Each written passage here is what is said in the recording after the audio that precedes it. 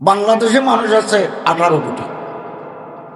এই যে বাঙালি জাতি, বাংলাদেশি মানুষ, পৃথিবীর কোথাও দাম নাই। আমরা আমরা লুচ্চা। সুন্দরী মেয়ে দেখলে আমরা পাগল হয়ে যাই। সুন্দর ছেলে দেখলে, যাদের মুখে দাড়ি নাই, মোষ নাই, এদের দেখলে আমাদের মন উথলা হয়ে যায়।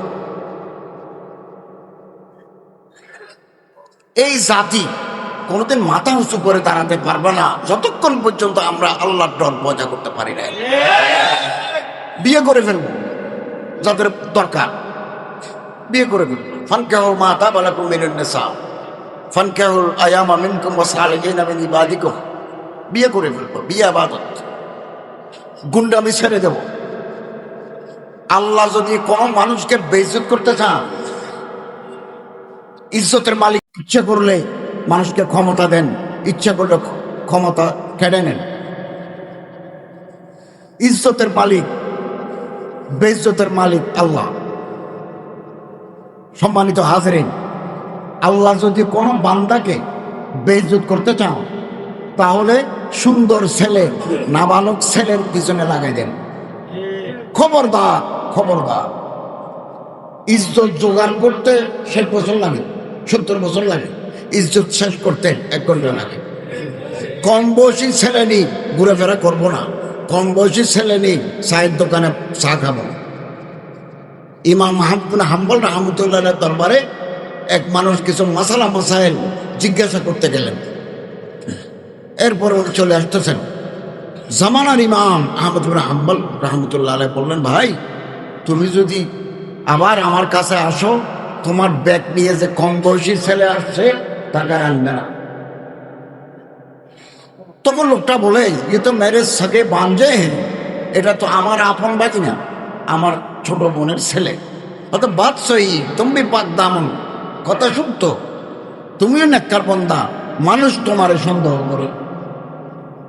আমাদের শরম থাকা উচিত, লজ্জা থাকা উচিত আমাদের।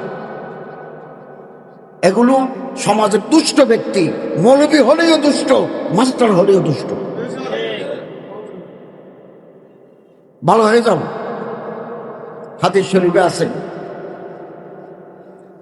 ইয়াকুম লা তানজুরু ইলা আওলাদিল মুলুক। আল্লাহ রাসূল বলেন, খবরদার, রাজা, বাদশাহ, এমপি, চেয়ারম্যান, মন্ত্রী, সচিব, ওদের ছেলেদের দিকে তাকাইও না। কেন? রাজা, বাদশাহ, মন্ত্রী, সামরিক কর্মকর্তা, পুলিশ অফিসার, ওরা ভালো ফ্যামিলি থেকে বিয়ে করে। হোসেন, জামাল, টাকা পয়সা আছে, চেহারা সুন্দর, পরিবার ভালো, এইরকম ফ্যামিলি থেকে বিয়ে করে ওদের ছেলেরা সুন্দর হওয়া, এটা খাস কথা। আম হচ্ছে সুন্দর ছেলে যাদের চেহারাতে মালাহাত আছে। লা তানজুর ইলাল আমরাত, কম বয়সী ছেলের দিকে তাকাইও না, বিনাজরে শাহওয়া। আল্লাহ আমাদেরকে বেইজ্জত করে দিবেন।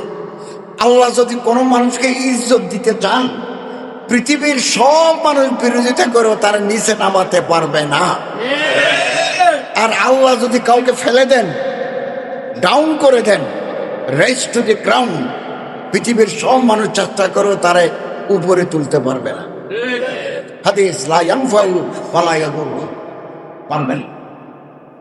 নেককার, পরহেজগার কোথায় আছে?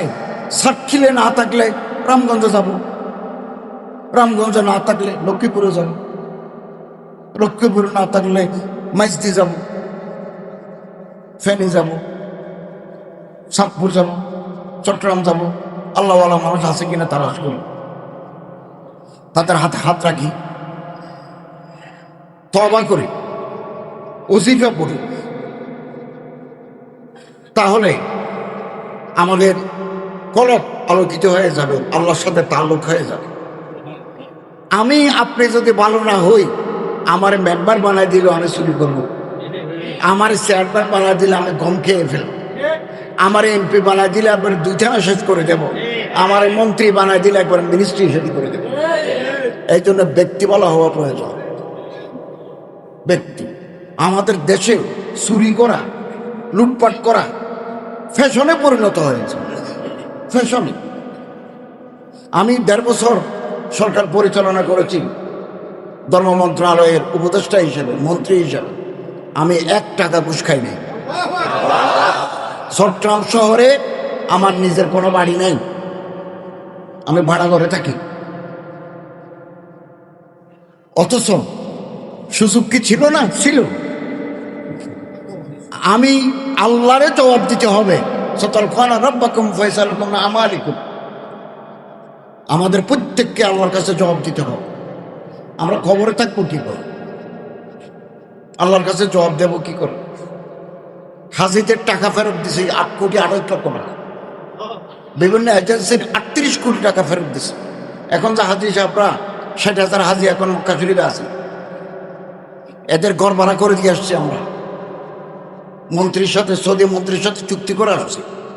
আমরা বাড়িতে যাই, বাড়ির মালিকের সাথে কথা বলছি, ভাই জিয়ফুর রহমান আপনি একটু কনসিডার করেন, আচ্ছা 100 রিয়াল করে কম দেন।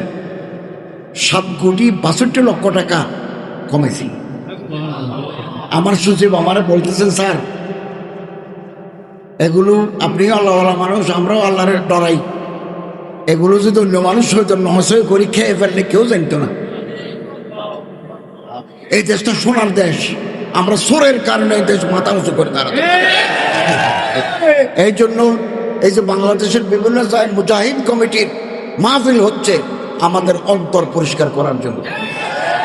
আল মুজাহিদু মান জাহাদা নাফসাহু, মুজাহিদকে যে নফসের বিরুদ্ধে যুদ্ধ করে। আমার মন বলে গণনা নাও, আমার মন বলে ছেলের অস্ট্রেলিয়া পাঠাও, কিন্তু আমার তো টাকা নেই। স্কলারশিপ পাই যদি কেউ বিদেশে পড়ে কোনো আপত্তি নেই, কিন্তু টাকা খরচ করে পড়ানোর মতো অবস্থা তো আমার নেই। তো চুরি করতে হবে, তখন একটা বালিশ হয়ে যাবে 36,000 টাকা, একটা পর্দা হয়ে যাবে 1 লাখ টাকা, একটা পেন্সিল হয়ে যাবে 5 লাখ টাকা, একটা নাট বল্টু হয়ে যাবে, নাট বল্টু। আসুন আমরা আশাবাদী, এই দেশকে আমরা শুদ্ধ করতে পারবো একমাত্র আল্লাহর বলি পীর দরবেশ মশায়েখদের তরিকা মতো চল। আমরা আল্লাহর কাছে কাঁদি, চোখের পানি ফেলে দোয়া করি, চোখের পানি ফেলে আল্লাহর কাছে মাপ চাই, জিকিরে ফিকিরে থাকি। 1 পয়সা ঘুষ খেতে হবে না আমাকেও, আপনাকেও, যে কোনো মানুষকে। আমার রিসিভ করার তো ওমা মিন দাব্বাতিন ফিল আরদি ইল্লা আলাল্লাহি রিজকুহা, যারা আল্লাহরে ডরায়, ওমাইয়াত্তাকিল্লাহ ইয়াজআল লাহু মাখরাজা ওয়া ইয়ারযুকহু মিন হাইসু লা ইয়াহতাসিব, যারা আল্লাহরে ডরায় আল্লাহ তাদের ব্যবস্থা করে দেন, এমন রিজিক দিবেন আপনি কল্পনা করতে পারবেন।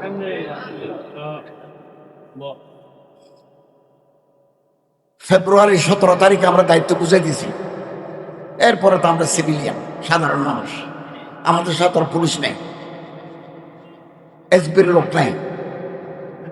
মানুষ আমাদেরকে টাকা দেয়, কারণ এখন তো আমি কোনো অর্ডার দিতে পারবো না, কারণ নতুন মন্ত্রী আসছেন, নতুন গভর্নমেন্ট।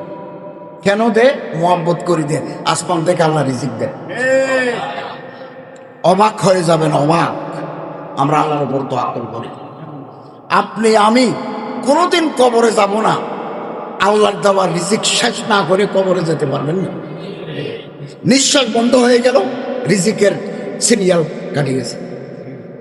কোনোদিন যদি কাবা শরীফে যেতে পারেন, আল্লাহর কাছে দোয়া করবেন, মাতাফ যেখানে হাজিরা তোয়াফ করে, ওখানে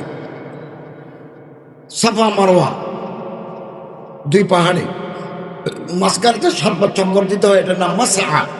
ওখানে দোয়া করবেন, দোয়া কবুল।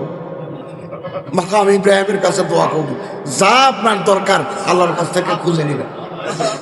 বাংলাদেশে থাকলে জুমার দিন আসরের পর থেকে মাগরিব পর্যন্ত আল্লাহর কাছে খুঁজে নেবেন। আসরের পর থেকে মাগরিব শেষটাতে আল্লাহর কাছ থেকে খুঁজে নেবেন। আল্লাহ বলেন, কোন বান্দা যখন আমার কাছে চায়, কাঁদে, চোখের পানি ফেলে, আমার রহমতের দরিয়া ঢেউ উঠে। আমরা কেন আল্লাহর কাছে চাচ্ছি না? আমরা কেন ঘুষ খাচ্ছি? মেয়ে দেখলে কেন পাগল হই? ছেলে দেখলে কেন উতলা হলো? What is this? এটা কি?